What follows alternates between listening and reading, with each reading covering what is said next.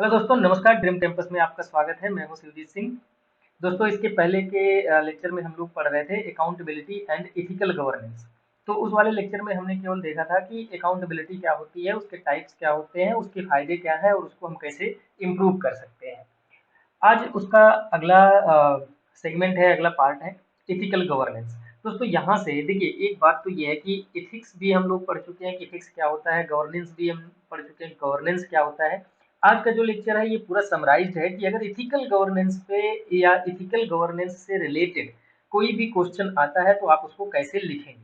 तो दोस्तों, मैंने इसको इस तरह से समराइज किया है कि एथिकल गवर्नेंस क्या होता है, इसके कैरेक्टरिस्टिक्स क्या होते हैं, ठीक है ना, और एथिकल गवर्नेंस या गवर्नेंस में अभी तक की प्रॉब्लम्स क्या हैं, और उसको स्ट्रेंथन करने के, उसको ठीक करने के जो प्रिंसिपल्स हैं वो क्या क्या है, और साथ में जो उसका प्रैक्टिकल एंगल है वो क्या है कि हम कैसे ये अपने गवर्नेंस को इथिकली स्ट्रॉन्ग कर सकते हैं, स्ट्रेंथन कर सकते हैं। इसमें एक छोटा सा इनपुट और भी दिया हूँ कि जो गवर्नेंस है या जो इथिकल गवर्नेंस है, जो मोरल गवर्नेंस है, उसका फिलोसफिकल बेसिस क्या है, फिलोसफिकल बेस क्या है, और क्या जो गुड गवर्नेंस कंसेप्ट है वो न्यू है, सच में न्यू है, या फिर उसके बारे में आज के पहले भी जो फिलोसफर्स हमारे यहाँ हुए हैं वो कुछ बोले हैं। ठीक है ना। तो आज का लेक्चर इंपॉर्टेंट है दोस्तों।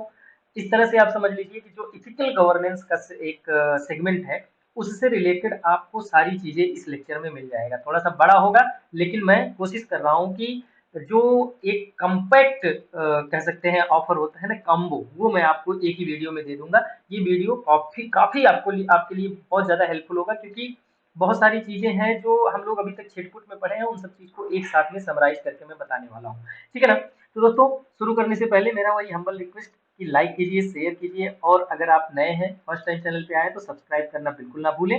पीडीएफ ऑलरेडी टेलीग्राम चैनल पे मैं अपलोड कर दिया हूँ, लिंक नीचे डिस्क्रिप्शन बॉक्स में है, वहां से जाकर के आप डाउनलोड कर लीजिए और उसको लेकर के बैठिए, उसको लेकर के लेक्चर देखिए, तो आपको ज्यादा समझ में आएगा और ज्यादा मजा भी आएगा।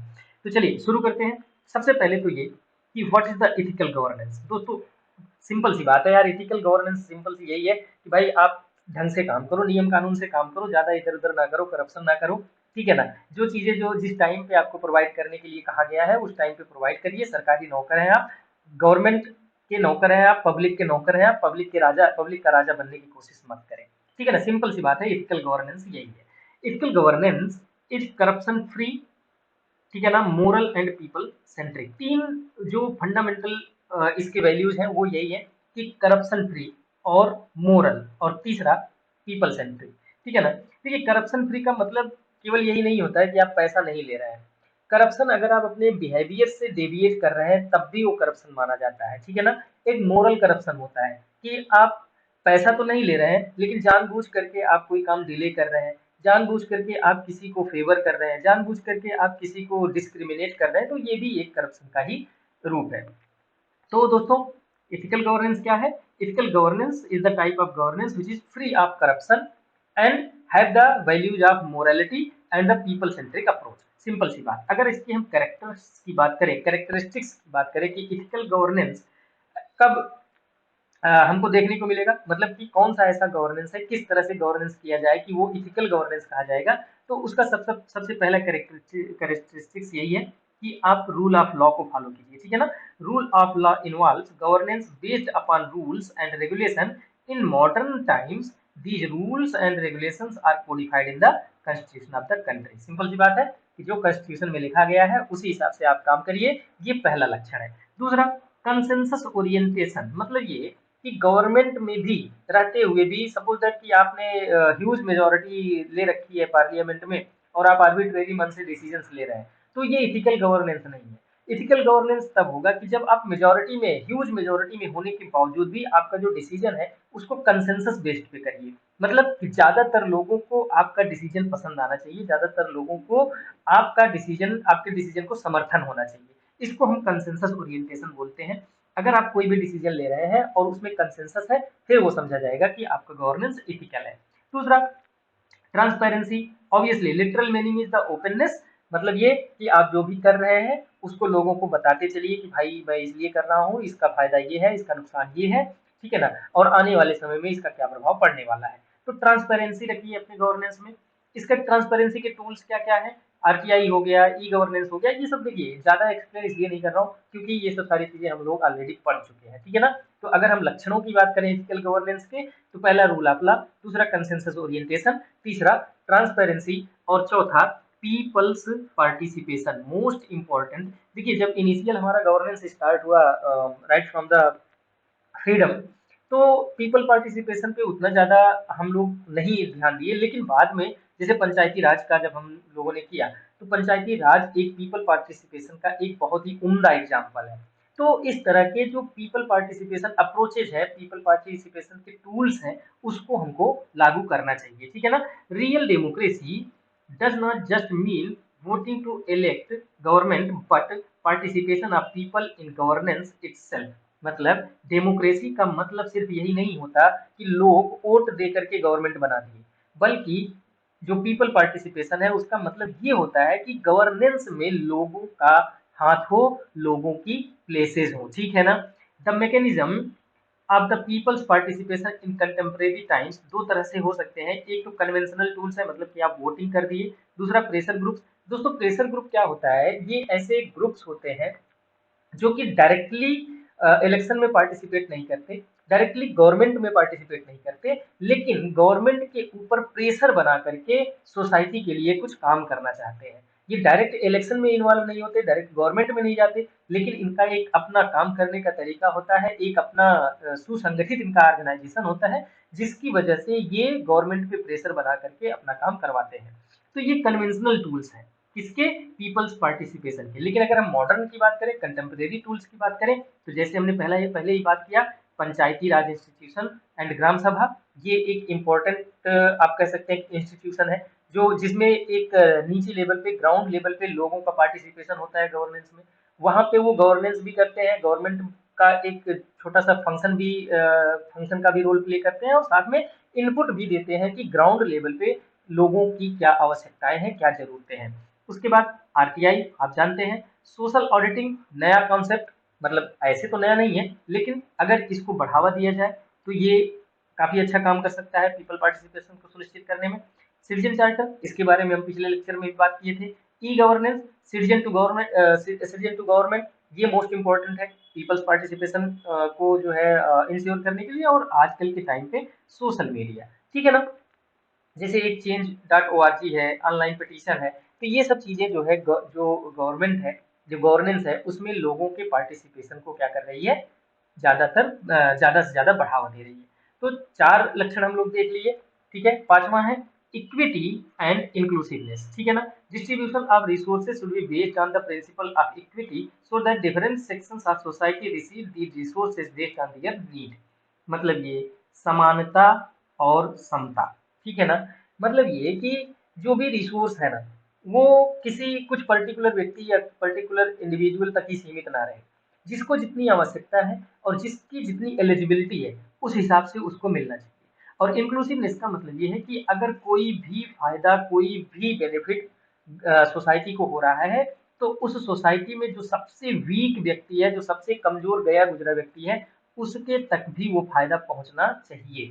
ऐसा ना हो कि जो ऊपर के लोग, ऊपर के लेवल पे लोग बैठे हुए हैं, वही सब खा खा करके मोटे हुए चले जा रहे हैं, भैंसे हो जा रहे हैं, और जो गरीब है, जो वीक है, वो और वीक होता जाए, ठीक है ना। तो जो एक इथिकल गवर्नेंस का कंसेप्ट है, उसका एक कैरेक्टरिस्टिक्स ये भी है कि गवर्नेंस कुछ इस तरह का हो कि समाज में समता और समानता दोनों को सुनिश्चित किया जा सके, ठीक है ना। Inclusiveness involve including weaker section in decision making. Simple सी बात है कि देखिए, एक तो ये है, अभी तो डिसीजन मेकिंग में वीकर सेक्शन की जो पार्टिसिपेशन है, वो तो बात की बात होगी। पहले तो वीकर सेक्शन की जो उनका राइट है वो मिल जाए, पहला स्टेप तो यही है।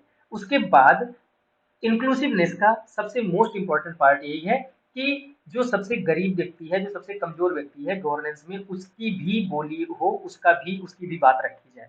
उसके बाद इफेक्टिव एंड एफिशिएंट, ठीक है ना। Effective government is one which achieve the target in stipulated time. अगर कहा गया है कि 2024 तक, 2024 के अप्रैल तक हम सबको, जितने भी गरीब लोग हैं उनको हम घर प्रोवाइड करवा देंगे, और अगर घर प्रोवाइड करवाया गया तो इसका मतलब कि गवर्नेंस क्या है, इफेक्टिव है। इफिशिएंट गवर्नमेंट का मतलब होता है is one which deliver maximum with minimum resources. Effective हम तब कहेंगे कि जब अपने वादे पे आप खरे उतरे, आपने कहा कि 2024 तक हम घर देंगे तो देंगे, ठीक है ना। लेकिन इसके चक्कर में ऐसा ना हो कि जो घर 5 लाख में बनना चाहिए उसको आप 25 लाख में बना रहे हैं, ठीक है ना। कोशिश ये होनी चाहिए कि जो 5 लाख का घर है वो 4,90,000 में ही बन जाए। तो इसको हम बोलेंगे efficiency. Government minimum resource use करके मैक्सिमम प्रॉफिट दे, मैक्सिमम बेनिफिट दे, इसको हम बोलेंगे इफिशियंट। तो जो सिक्स कैरेक्टर है कि गवर्नेंस इफेक्टिव भी होना चाहिए और इफिशियंट भी होना चाहिए, मतलब कि वह टाइम से भी काम करना चाहिए और लिमिटेड रिसोर्स में भी काम करना चाहिए।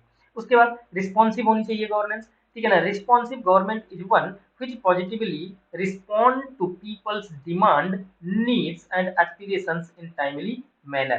मतलब ये कि अगर किसी सोसाइटी को आज जरूरत है कि वहां पे पानी नहीं मिल रहा है, ठीक है ना, मतलब ये, या फिर इस तरह समझ लीजिए कि गवर्नमेंट को ये समझ में आ गया कि अगले 1 मंथ में यहाँ पे पानी की क्राइसिस आने वाली है, तो रिस्पॉन्सिव गवर्नेंस उसको बोलेंगे कि 1 महीने के अंदर ही वहां पे वह पानी डिलीवर करने का कोई अल्टरनेट जो सोर्स है उसको स्टेब्लिश कर दे। इसको बोलते हैं रिस्पॉन्सिव। मतलब रिस्पॉन्सिव गवर्नेंस का मतलब ये होता है कि अगर किसी व्यक्ति की कोई जरूरत है तो उसको time, with in the time, ये नहीं कि वो मर गया उसके बाद उनके बच्चों को आप दे रहे हैं, उसको टाइम से वो फैसिलिटी, वो सुविधा, वो डिमांड उसकी पूरी कर दी जाए। उसके बाद ऑब्वियसली अकाउंटेबिलिटी, इसके बारे में हम पिछले लेक्चर में पढ़ ही लिए, और यहाँ से ये क्वेश्चन भी आता है कि अकाउंटेबिलिटी और एथिकल गवर्नेंस का क्या रिलेशन है। तो अकाउंटेबिलिटी का सिंपल सा मतलब यही होता है आंसरेबिलिटी, कि आप जो भी काम कर रहे हैं उसके लिए हमेशा आंसर देने के लिए तैयार रहिए कि आप कोई काम क्यों कर रहे हैं, इससे फायदा किसको होने वाला है और इसका प्रभाव किसके ऊपर पड़ने वाला है, ठीक है ना। और जवाब आपको पब्लिक को भी देना है और अपने सुपीरियर अथॉरिटी को भी देना है। तो अकाउंटेबिलिटी जब तक नहीं होगी तब तक एथिकल गवर्नेंस का जो एक कंसेप्ट हम लेके घूम रहे हैं उसको तो भूल जाना पड़ेगा, राइट। तो ये सब सारी चीजें हो गई कि जो एथिकल गवर्नेंस है उसकी कैरेक्टरिस्टिक्स क्या होते हैं, उसके लक्षण क्या होते हैं, कौन कौन से ऐसी क्वालिटी होनी चाहिए गवर्नेंस में जिससे कि उसको हम एथिकल गवर्नेंस कह सकते हैं, ठीक है ना। अब अगर हम बात करें कि जो एथिकल गवर्नेंस है क्या वो न्यू कॉन्सेप्ट है या फिर हमारे जो फिलोसफर्स हैं वो ऑलरेडी इसके बारे में बोल चुके हैं, ठीक है ना। अगर हम बात करें गुड गवर्नेंस की, तो आई थिंक कि गुड गवर्नेंस बहुत लोग बोलते हैं कि ये एकदम मॉडर्न कॉन्सेप्ट है, लेकिन मुझे ऐसा नहीं लगता, क्योंकि गवर्नेंस या गुड गवर्नेंस के बारे में कौटिल्य ने भी बोला है, गांधी जी ने भी बोला है, या फिर वेस्टर्न जो फिलोसफर्स हैं उन्होंने भी बोला है, ठीक है ना। कौटिल्य ने अपने अर्थशास्त्र में कहा है कि in the happiness of subject lies in the happiness of king and the welfare of subject lies in the welfare of the king. Simple सी बात यह है कि ये पीपल सेंट्रिक जो गवर्नेंस है उसकी बात कर रहे हैं, जो कि गुड गवर्नेंस या इथिकल गवर्नेंस का एक मोस्ट इंपॉर्टेंट कंपोनेंट है, ठीक है ना।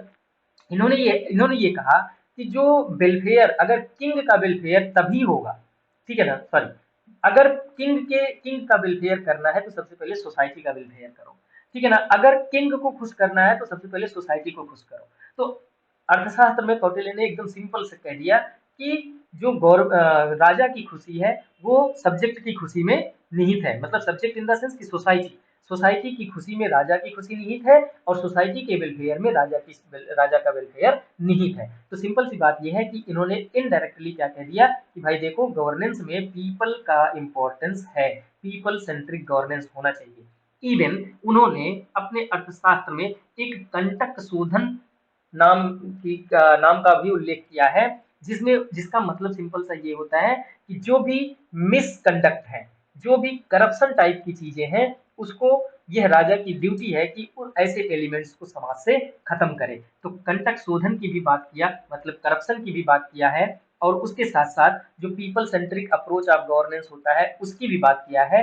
तो दो ये मोस्ट इंपॉर्टेंट कंपोनेंट होते हैं इथिकल गवर्नेंस के। तो कौटिल्य ने इसके बारे में बोला है, गांधी जी ने इसके बारे में राम राज्य की बात की है। राम राज्य का मतलब दोस्तों यही होता है कि जब राज्य में जो सोसाइटी है, जो समाज के लोग हैं, उनकी हिस्सेदारी हो, उसी को हम राम राज्य बोलते हैं, ठीक है ना। In fact Gandhi has said that government which is not working in people's interest is morally corrupt. जो राज्य, जो सरकार लोगों की भलाई के लिए, लोगों के इंटरेस्ट में काम नहीं करता है, उसको हम मोरली करप्ट गवर्नमेंट बोलेंगे, ऐसा गांधी जी का मानना है। फिर उसके बाद स्वराज की बात की इन्होंने। Self rule is one of the pillar of his concept of Ramrajya और गुड गवर्नेंस। मतलब देखिए, सेल्फ रूल का मतलब ये नहीं है कि हर व्यक्ति मनमानी करे। सेल्फ रूल का मतलब ये है कि जो उनका अधिकार है, मतलब इस तरह सेल्फ रूल का समझ, मतलब सिंपल से ये समझ लीजिए कि लोगों के द्वारा ही सरकार बनाई जाए और लोग ही उस सरकार को चलाएं। लोग उस सरकार को अपने लोगों के हित में, अपने लोगों का हित करने के लिए सरकार चलाएं। सिंपल सी बात तो यही होती है सेल्फ रूल का मतलब, स्वराज का रूल का मतलब। स्वराज का मतलब ये नहीं होता कि हर व्यक्ति अपने मनमानी ढंग से जो उसका मन करे वो करे, इसको स्वराज नहीं बोलते। स्वराज बल्कि इसको बोलते हैं कि जो समाज के लोग हैं वो अपने में ही सरकार बनाए और अपने लिए ही काम करें। ठीक है ना। तो जो गांधी जी हैं उन्होंने भी इस तरह से समझ लीजिए जो पीपल पार्टिसिपेशन है उसको सुनिश्चित करने की बात की। उसके बाद अगर हम अरिस्टोटल की बात करें तो अरिस्टोटल ने गवर्नेंस को दो तरह के गवर्नेंस में डिवाइड कर दिया। दो तरह के गवर्नमेंट की बात उन्होंने की। पहला, परवर्टेड गवर्नमेंट। परवर्टेड गवर्नमेंट का मतलब ये है कि power is used in the interest of ruling class. जो रूलिंग क्लास है वो अपने पावर का इस्तेमाल सिर्फ अपने फायदे के लिए कर रही है, तो ऐसे गवर्नमेंट को उन्होंने परवर्टेड गवर्नमेंट कहा। और जबकि उन्होंने दूसरा कंसेप्ट दिया लेजिटिमेट गवर्नमेंट, मतलब power is used in the public interest, और अरिस्टोटल ने इसकी वकालत की, इसको बढ़ावा देने की बात की। तो हमने देखा कि जो इथिकल गवर्नेंस है उसके बहुत सारे फिलोसफिकल बेसिस भी हैं। अगर हम अपनी जो धर्म से रिलेटेड है उनसे रिलेट करके भी अगर हम अपना गवर्नेंस करें या अपने इतिहास से भी हम सीखें, तब भी हमको इथिकल गवर्नेंस करने की एक सीख मिलती है। तो जो गुड गवर्नेंस है वो एकदम न्यू कंसेप्ट तो नहीं है, ठीक है ना, लेकिन अभी कुछ दिनों से गुड गवर्नेंस काफी हाईलाइटेड है और उसका पूरा क्रेडिट जाता है हमारे प्राइम मिनिस्टर को। ठीक है ना। अगर हम बात करें कि जो इथिकल गवर्नेंस है या इथिकल और मोरल वैल्यू जो गवर्नेंस में है उसको हम कैसे स्ट्रेंथन कर सकते हैं, कैसे उसको हम मजबूत बना सकते हैं, तो उसके कुछ प्रिंसिपल्स हैं। और उन प्रिंसिपल्स को आप कह सकते हैं कल्मिनेट करने के लिए, उस प्रिंसिपल्स को ग्राउंड पे लागू करने के लिए हमको क्या क्या करना है, क्या क्या करना चाहिए, वो हम आगे देखेंगे। लेकिन सबसे पहले ये देखेंगे कि हमको हमारी गवर्नेंस में, हमारे गवर्नमेंट में इथिकल और मोरल वैल्यूज को बढ़ाने की जरूरत क्या क्या है, जरूरत क्या है। ऐसी कौन कौन सी समस्याएं हैं जो कि इथिकल और मोरल वैल्यूज को नुकसान पहुंचाती हैं, जो कि इथिकल और मोरल वैल्यूज के अगेंस्ट है। मतलब सिंपल सही है कि हमारे गवर्नेंस में समस्याएं क्या हैं, हम उन समस्याओं को दूर करेंगे तभी हम इथिकल और मोरल वैल्यूज को हम इनहांस कर पाएंगे, स्ट्रेंथन कर पाएंगे। ठीक है ना। तो स्ट्रेंथन करने के एक प्रिंसिपल है, एक प्रैक्टिकल है, उसको देखेंगे, लेकिन उसके पहले देखेंगे कि समस्याएं क्या क्या है। समस्याएं वेल नोन, करप्शन है, नेपोटिज्म है, भाई भतीजावाद है, फेवरेटिज्म है, मतलब किसी एक व्यक्ति को, किसी पर्टिकुलर इंडिविजुअल को, पर्टिकुलर सोसाइटी को आप फेवर कर रहे हैं, उनको कुछ ज्यादा एडवांटेज दे रहे हैं। ठीक है ना। उसके बाद क्रोनी कैपिटलिज्म है। क्रोनी कैपिटलिज्म का मतलब दोस्तों सिंपल सा ये होता है कि एक तरफ ये गवर्नमेंट है और दूसरी तरफ एक बिजनेस क्लास सोसाइटी है जो बिजनेस करती है। तो गवर्नमेंट जब भी कोई डिसीजन ले तो ये बिजनेसमैन के हक में ले। दूसरी तरफ एक कॉमन पीपल बैठा हुआ है, कॉमन पीपल को कुछ मिल ही नहीं रहा है, आम जनता को कुछ नहीं मिल रहा है, गवर्नमेंट जो भी कर रही है वो बिजनेस क्लास के लिए कर रही है। तो अगर ऐसा किसी भी गवर्नेंस में, किसी भी गवर्नमेंट में ऐसा देखने को मिल रहा है, तो समझ लीजिए कि वहां पे क्या है, क्रोनी कैपिटलिज्म है। ठीक है ना। क्रोनी कैपिटलिज्म का सिंपल सा मतलब ये है कि गवर्नमेंट हमेशा किसको फेवर कर रही है, बिजनेस क्लास को। उसके बाद दूसरा problem, misuse of power in personal interest. ये तो आप जानते हैं कि जो सांसद विधायक है वो लाइसेंस देना है पेट्रोल पंप का तो अपने रिश्तेदार को दे दिए, या फिर जो मिनिस्टर बैठे हुए हैं सेंट्रल गवर्नमेंट में, उन्होंने मान लीजिए कोल एलोकेशन का करना है तो वो अपने दे दिए। जो क्रिकेट कंट्रोल बोर्ड है उसमें कुछ ऐसे व्यक्ति को डाल दिए जो उनके बेटे हैं, भतीजे हैं। ठीक है ना। तो इस तरह से मतलब मिस यूज ऑफ पावर। तीसरी problem, red tapism. Red tapism का मतलब दोस्तों सिंपल सा ये है कि जो काम आज होना चाहिए उसको 5 साल बाद आप कर रहे हैं। किसी भी गवर्नमेंट फंक्शनल को डिले करना, किसी भी गवर्नमेंट काम को डिले करना रेड टेपिज्म बोला जाता है। रेड टेपिज्म इसलिए बोला जाता है दोस्तों क्योंकि जो गवर्नमेंट का फंक्शन होता है उसमें जो फाइल्स होती है ना, उस फाइल्स को लाल धागे से बांधा जाता है। रेड टेपिज्म का मतलब यही है कि वो फाइल्स उस लाल धागे से बंधी हुई है, लाल कपड़े से बंधी हुई है, लेकिन वो खुल नहीं रही है। और जब तक खुलेगी नहीं तब तक उसमें काम नहीं होगा। फिर उसके बाद लैक ऑफ ट्रांसपेरेंसी, कोई काम क्यों हो रहा है, कब हो रहा है, उससे फायदा क्या किसको हो रहा है, नुकसान किसको हो रहा है, उसमें कितना पैसा लग रहा है, कितना एलोकेशन हुआ है, कितना खर्च हुआ है, किसी को कुछ नहीं पता है। इसको बोलते हैं ट्रांसपेरेंसी एकदम जीरो है, किसी को कुछ पता नहीं है, बस अंदर अंदर काम हो रहा है। फिर उसके बाद वीक अकाउंटेबिलिटी, कोई काम क्यों कर रहा है, कोई व्यक्ति किस चीज के लिए जिम्मेदार है, कोई नहीं जानता, अपनी जिम्मेदारी कोई लेने के लिए तैयार नहीं है। फिर उसके बाद lack of public participation in decision making, ये तो आप बेहतर जानते हैं कि पब्लिक पार्टिसिपेशन किस हद तक प्रभावित हुआ है। इवन आज आजकल तो नया ट्रेंड शुरू हो गया है कि जो सेंट्रल गवर्नमेंट है वो पंचायत के इलेक्शन में भी अपना इंटरेस्ट दिखा रही है। तो सिंपल सी बात है, जब वो अपना इंटरेस्ट यहाँ ग्राउंड लेवल पे दिखाएगी तो जो पीपल्स पार्टिसिपेशन है वो थोड़ा सा डिस्टर्ब होगा, वो भी प्रभावित होगा। जो ऊपर के लोग हैं, डिसीजन मेकर हैं, उनके पॉलिसीज से, उनके टारगेट से, उनके गोल से वो प्रभावित होगा। तो जो अभी ग्राउंड लेवल पे पंचायती राज के रूप में हम थोड़ा सा डिसीजन मेकिंग का प्रोसेस देख रहे थे कि उसमें जो आम जनता है, जो ग्राउंड लेवल पे लोग काम कर रहे हैं, उनका भी कुछ सुना जा रहा है, वो भी प्रभावित हो रहा है। फिर उसके बाद ब्यूरोक्रेटिक एपथी है, ठीक है ना, particularly toward weaker sections of the society. मतलब ये है कि कोई सांसद विधायक किसी पब्लिक ऑफिस में गया तो उनका काम तुरंत हो गया, लेकिन कोई गरीब व्यक्ति जाकर के बैठा है, चक्कर पे चक्कर, चक्कर पे चक्कर लगाया जा रहा है, महीना हफ्ता साल बीता चला जा रहा है, लेकिन उसका काम नहीं हो रहा है। तो ब्यूरोक्रेटिक एपथी है, particularly toward the weaker section. उसके बाद अगला जो प्रॉब्लम है, status quoist and elitist orientation of bureaucracy, ये दोनों एक दूसरे से सिमिलर है। मतलब जो एलिटिस्ट, जो एलिट क्लास है, जो बड़मनई है, इस तरह से समझ लीजिए, जो बड़े लोग हैं उनकी बातें ज्यादा ब्यूरोक्रेसी सुनता है, जो गरीब लोग हैं उनकी नहीं सुनता है। फिर उसके बाद पोलिटिसाइजेशन ऑफ द ब्यूरोक्रेसी, बहुत ज्यादा इन्वॉल्वमेंट है, सांसद विधायक का बहुत ज्यादा इन्वॉल्वमेंट होता है ब्यूरोक्रेसी में। तो इसकी वजह से जो ब्यूरोक्रेसी है वो अपने फुल एफिशिएंसी से काम नहीं कर पाती। फिर उसके बाद क्रिमिनलाइजेशन ऑफ पॉलिटिक्स, ये तो बताने की जरूरत नहीं है, जब तक आपके ऊपर दो चार केस मर्डर के नहीं लगते हैं तब तक आपको टिकट नहीं मिलता है, ठीक है ना। तो बहुत ही ये एक्चुअली ये पॉलिटिक्स की कमी नहीं है, ये सोसाइटी की कमी है कि हमारी सोसाइटी उन्हीं लोग को सपोर्ट करती है, उन्हीं के पीछे भागती है जिनके पीछे जिनके ऊपर मर्डर के चार्ज लगे हुए हैं, जिनके पास अगर असलहा नहीं है, जिनके पास 25 गाड़ियां रैली में नहीं निकल रही हैं एक साथ और वो बंदूक लेकर के फायरिंग नहीं कर रहे हैं, तब तक जनता को समझ में नहीं आती। कोई सिंपल सा, कोई साधारण सा व्यक्ति अगर राजनीति में आ रहा है, वो चुनाव लड़ रहा है शांतिपूर्ण ढंग से, तो हमारी जनता इतनी बेवकूफ है कि उनको सपोर्ट ही नहीं करती। उनको हमेशा ऐसा व्यक्ति चाहिए जो कट्टे बंदूक पे काम करता है, ठीक है ना। तो इसमें ज्यादातर जो पॉलिटिकल पार्टीज हैं उनका कम गलती है, उनका कम दोष है, ज्यादा दोष जनता का है।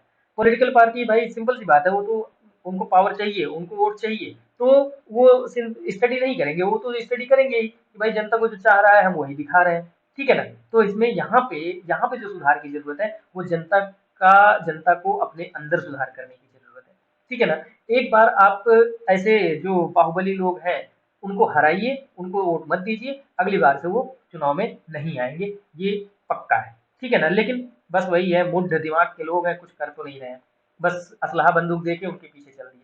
तो ये क्रिमिनलाइजेशन ऑफ पॉलिटिक्स, ये भी एक समस्या है। अगर हम बात करें कि इन प्रिंसिपल, इन सब चीजों को हम कैसे दूर कर सकते हैं, तो there are the numerous ways to strengthen the moral values in the governance. Principle की बात कर रहे हैं, सबसे पहला तो प्रिंसिपल ऑफ सेल्फलेसनेस। जो ऑफिसर्स ऑफ पब्लिक हैं, ठीक है ना, पब्लिक ऑफिस के जो ऑफिसर्स हैं वो अपने इंटरेस्ट को साइड में रख करके पब्लिक इंटरेस्ट पे काम करें।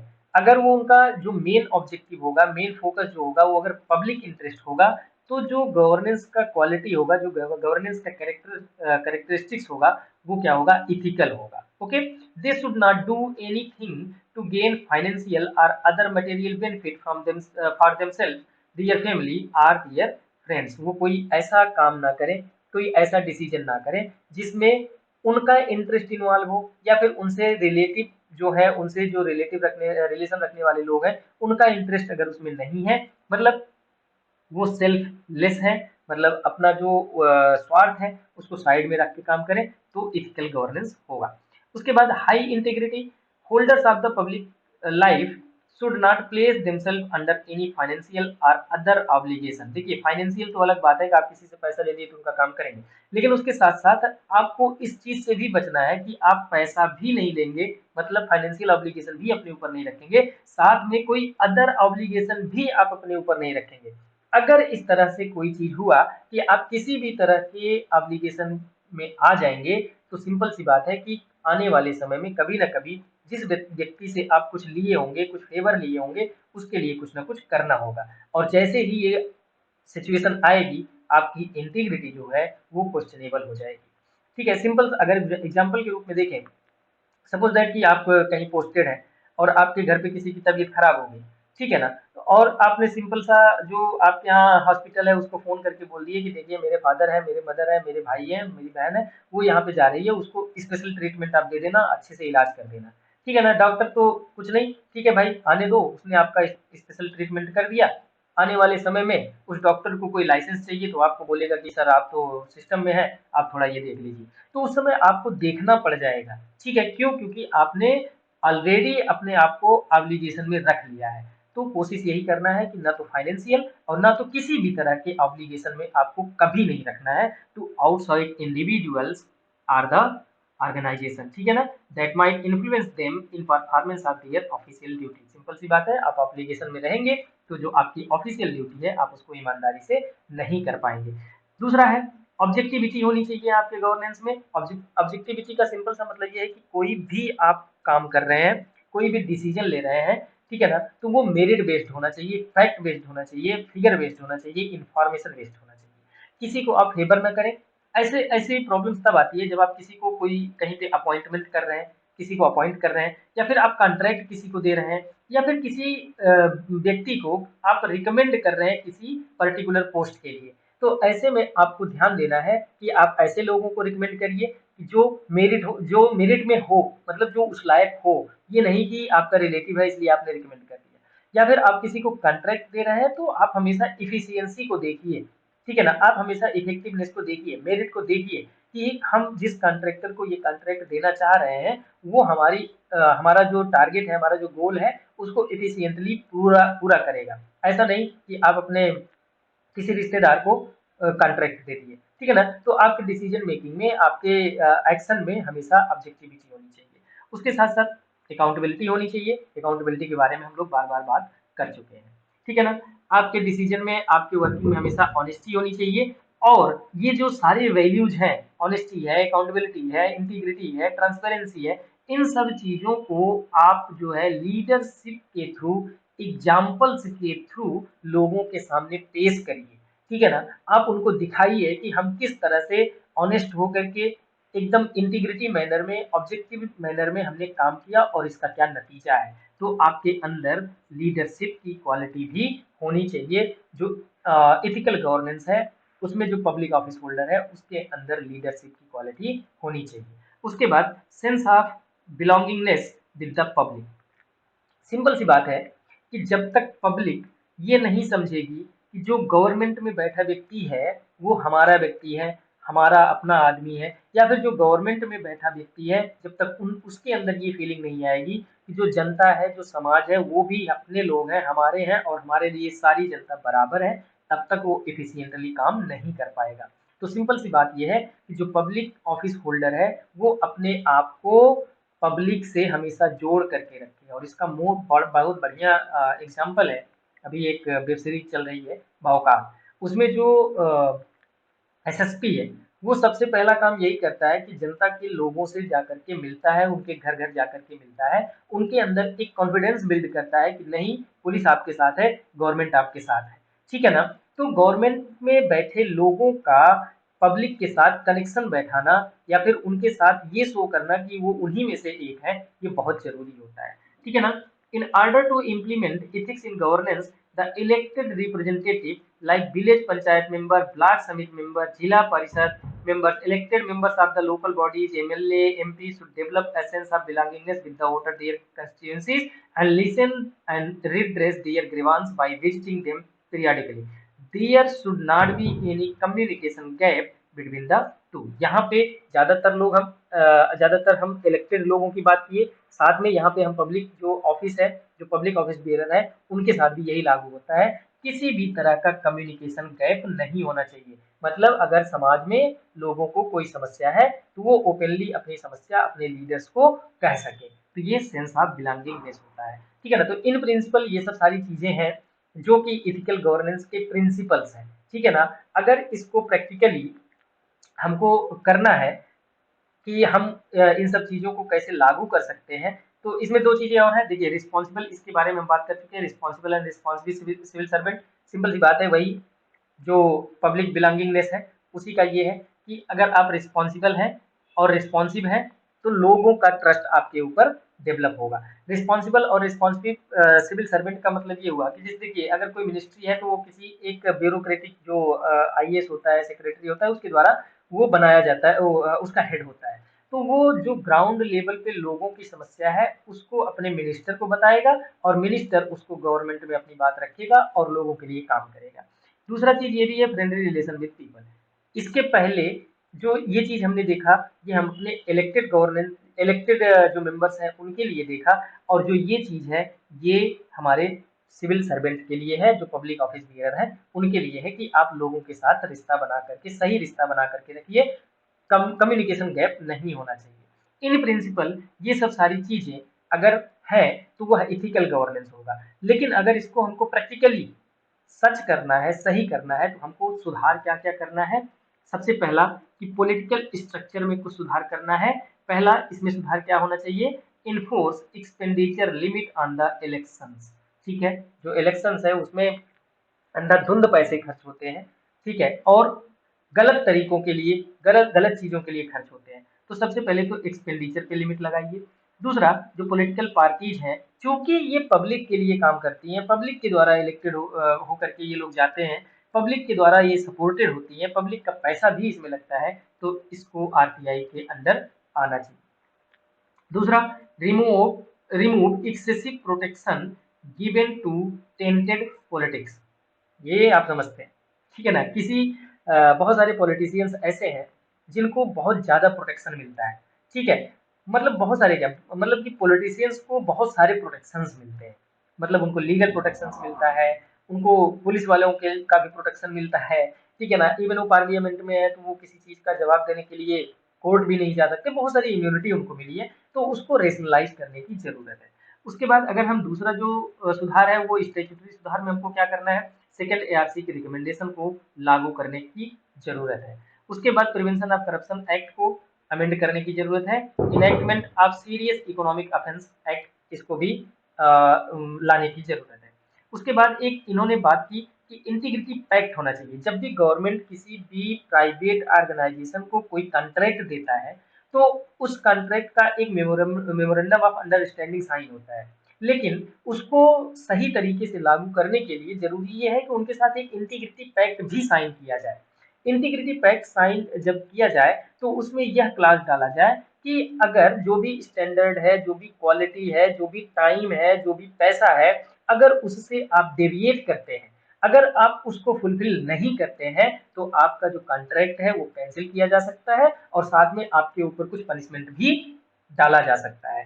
तो जो एमओयू होता है, मेमोरेंडम ऑफ अंडरस्टैंडिंग होता है, उसको साइन करने के साथ साथ एक इंटीग्रिटी पैक्ट भी गवर्नमेंट को प्राइवेट ऑर्गेनाइजेशंस के साथ साइन करना चाहिए, ताकि जो क्वालिटी, जो स्टैंडर्ड हम चाहते हैं वही क्वालिटी, वही स्टैंडर्ड हमको मिले, वही क्वालिटी, वही स्टैंडर्ड हमारी जनता को मिले, ठीक है ना।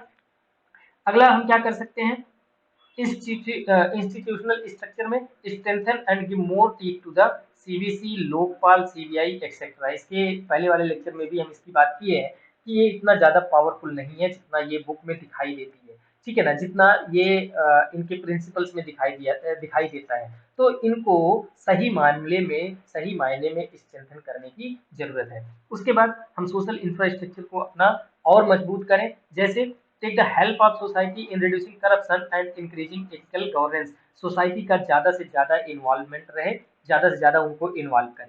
उसके बाद give civic education in schools. Schools में जो सिविक एजुकेशन होता है, जो सिविल चीजें होती हैं उसके बारे में उनको पढ़ाया जाए। मैथ और इंग्लिश और ये साइंस ये तो जरूरी है ही है, लेकिन जो सिविल सोसाइटी की का एक सोसाइटी का जो नॉलेज होना चाहिए, सोशल जो सोशल स्ट्रक्चर है वो कैसे काम करता है, ग्राउंड लेवल पे गवर्नेंस कैसे काम करता है, उसके बारे में भी स्कूल में पढ़ाया जाए। उसके साथ साथ एक फॉल्स क्लेम एक्ट यूएसए में चल रहा है, ऐसा कुछ होना चाहिए। इसमें कुछ ये कहा गया है कि अगर कोई ऑर्गेनाइजेशन है, कोई कॉन्ट्रैक्टर है, कोई इंस्टीट्यूशन है जो गलत काम कर रहा है और आपके पास उसका एविडेंस है, आपके पास उसकी कुछ फुटेज है, कुछ वीडियोस है, कुछ आपके पास ऐसा आप कह सकते हैं कि इंफॉर्मेशन है, तो आप सिंपली उसको कोर्ट में पेश करिए और अपना सबूत दीजिए, और इसके बदले में आपको मिलेगा क्या? इसके बदले में आपको मिलेगा क्या कि जो जब कोर्ट उस ऑर्गेनाइजेशन के ऊपर कुछ फाइनेंशियल पेनाल्टी लगाती है, तो उसका कुछ परसेंट जो लिटिगेंट है उसको दिया जाए। ठीक है ना? तो ऐसे में क्या होगा कि हर व्यक्ति वॉच डॉग होगा। हर व्यक्ति किसी भी ऑर्गेनाइजेशन में अगर कोई भी रॉन्ग डूइंग होगा, कोई भी दिक्कत होगी, कोई गलत काम होगा, तो वो सिंपली कहाँ जाएगा? सीधा कोर्ट में लेके जाएगा। कोर्ट में लेके जाएगा तो उसको मिलेगा क्या? उस कोर्ट के द्वारा लगाया गया जो भी पेनाल्टी है उसका कुछ परसेंटेज उसको दिया जाएगा। तो इस चक्कर में बहुत सारे लोग आगे आएंगे और जो उसके आसपास चीजें गलत हो रही हैं उसको उठाने की कोशिश करेगा। लेकिन दोस्तों यहाँ पे प्रॉब्लम है। प्रॉब्लम एक तो ये है, जो हमारे यहाँ व्हिसल ब्लोअर एक्ट है वो सुदृढ़ नहीं है। उसमें जो व्हिसल ब्लोअर है उनको प्रोटेक्शन नहीं मिला है। इवन अभी तक की बात तो ये है कि कोई व्हिसल ब्लोअर है, कोई कुछ आवाज उठा रहा है तो उसको उसका मर्डर हो जाता है। बहुत सारे एग्जांपल्स आप देख सकते हैं, रिसेंट एग्जांपल आप एमपी का देख सकते हैं। पत्रकार लोग बहुत सारे मार दिए जाते हैं। ठीक है ना? तो अभी हम पहले स्टेज पे ही है कि जो व्हिसल ब्लोअर्स हैं उनको हम पहले प्रोटेक्शन प्रॉपर दें, उसके बाद हम बात करेंगे कि जो इस तरह का काम कर रहा है उसको कुछ फाइनेंशियल गेन होना चाहिए, उसका कुछ रिकॉग्निशन होना चाहिए। हालांकि अगर इन दोनों चीज को हम कंबाइन कर दें, थोड़ा बहुत उनको प्रोटेक्शन दें और साथ में उनको कुछ रिवार्ड भी दें, तो जो विजल ब्लोअर वाला एक समस्या है, एक प्रॉब्लम है, उसको आसानी से सॉल्व किया जा सकता है। उसके उसके बाद अगला हमारे पास हथियार है सोशल ऑडिट। करके हम इथिकल गवर्नेंस को बढ़ावा दे सकते हैं। सोशल ऑडिट क्या होता है दोस्तों? इसके पहले हम गवर्नेंस वाले लेक्चर में भी हम देख चुके हैं। गवर्नेंस अगर आपने नहीं देखा है अभी तक, सुपर हिट सीरीज है, तो आप जाकर के जरूर देखिए।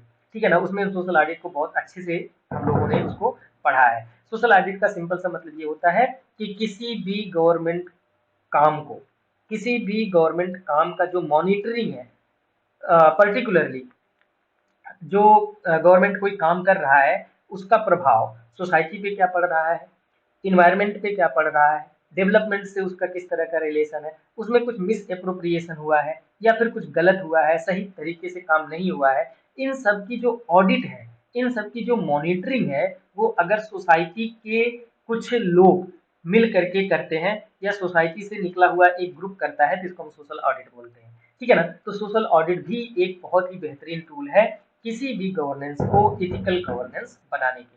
दोस्तों उम्मीद है कि आज हम लोगों ने इथिकल गवर्नेंस के बारे में पढ़ा, क्या होता है, इसके कैरेक्टरिस्टिक्स क्या होते हैं, इसका फिलोसफिकल बेस क्या होता है, इसको स्ट्रेंथन करने के लिए इन प्रिंसिपल क्या क्या होना चाहिए, और प्रैक्टिकली हम उसको कैसे सही कर सकते हैं, प्रैक्टिकली हमको क्या करने की जरूरत है। ये सब चीजें हम लोगों ने देख लिया। उम्मीद है कि आपको पूरी तरह से समझ में आ गया होगा। अगर कोई दिक्कत है, कोई क्वेश्चन है, कोई कमेंट है, तो आप सिंपली नीचे कमेंट बॉक्स में हमको कमेंट करिए या फिर टेलीग्राम चैनल पे जाकर के आप हमको डायरेक्टली मैसेज कर सकते हैं। तो उम्मीद है लेक्चर आपको समझ में आ गया होगा। आज के लिए बस इतना ही। Thanks for watching. All the best.